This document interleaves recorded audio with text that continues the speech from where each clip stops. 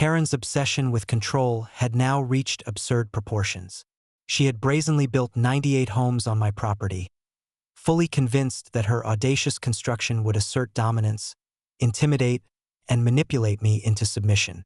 She imagined that her position within the HOA, her aggressive tactics, and the sheer audacity of her actions would bend reality to her will. She did not realize that she had no legal authority over the land she had encroached upon and that I owned every inch of it. Every escalation she attempted was about to collide spectacularly with preparation, strategy, and legal authority, creating consequences she could never have anticipated. The morning began with Karen arriving at the site, inspecting her new constructions with self-satisfied pride. She assumed that her massive project would intimidate, overwhelm, and force compliance. She expected fear and deference to accompany her audacity. But she had underestimated the situation entirely. All legal deeds, property surveys, and land records were in my possession, fully documented, and meticulously prepared for any eventuality. Surveillance cameras captured her inspection. Every gesture, every boastful remark, and every sign of her escalating entitlement. When she attempted to assert ownership, claiming the structures as legitimate HOA projects, I calmly presented irrefutable proof. Deeds, historical land surveys, legal documentation, and past correspondence. Every claim she made crumbled under the weight of evidence. The sheer scale of her audacity was now juxtaposed against the legal and strategic reality that the land belonged entirely to me. Her arrogance, which she had assumed would be enough to assert dominance, was revealed as reckless and unfounded. Karen's expression shifted from triumph to confusion, then to shock, and finally to panic. She had assumed that construction alone, that the visible manifestation of her authority, would bend reality to her will. Instead, her bluff had been exposed, and her overreach had become a public spectacle. Neighbors, construction workers, and HOA members who had gathered to witness the unfolding drama now recognized a pattern.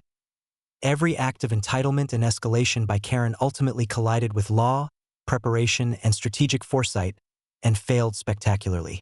Desperate to salvage her imagined authority, Karen attempted verbal escalation, shouting at me, demanding recognition of her rights, and gesturing at the homes as though that alone conferred legitimacy. But every argument she made was systematically dismantled. I calmly explained that the structures, though impressive in scale, were built illegally on land I fully controlled. Any attempt to enforce claims over them would be immediately contested in court, creating legal and financial exposure for her and the HOA. Her bluff, once bold and seemingly commanding, had been fully neutralized. By mid-afternoon, Karen's repeated attempts to assert dominance had failed completely. The structures she had imagined would intimidate and coerce now stood as monuments to her recklessness. The HOA members who had accompanied her began to retreat, realizing that continued support of her actions could expose them to legal liability and public humiliation. Neighbors and onlookers, witnessing the unraveling of her audacious scheme, recognized the clear pattern. Entitlement without preparation, legal authority, or strategic foresight is doomed to fail. As evening approached, Karen's panic intensified. She had escalated from petty harassment to intrusion, arson, obstruction, coercion, and now massive illegal construction. But every move had been anticipated, countered, and documented. The HOA homes, once intended as symbols of power, were now evidence of reckless entitlement, audacity, and predictable failure. Every step she had taken to assert control had become part of a permanent public record. By nightfall, Karen was left alone to confront the magnitude of her failures.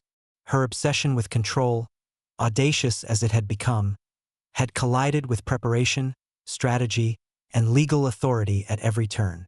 Every escalation, from harassment to mass construction, had been decisively neutralized. She was now predictable, exposed, and publicly humiliated, leaving no doubt in the minds of neighbors, authorities, or HOA members that her entitlement was her greatest weakness. Karen had assumed that boldness, aggression, and perceived authority could bend reality. Instead, she collided with foresight, strategy, and lawful power and lost spectacularly. Her repeated attempts to dominate, intimidate, and manipulate had been meticulously documented, leaving a permanent, indisputable record of entitlement, audacity, and failure. Her obsession with control had produced yet another dramatic and publicly witnessed lesson. Arrogance without preparation is always self-defeating, and audacity without legal authority is destined to collapse.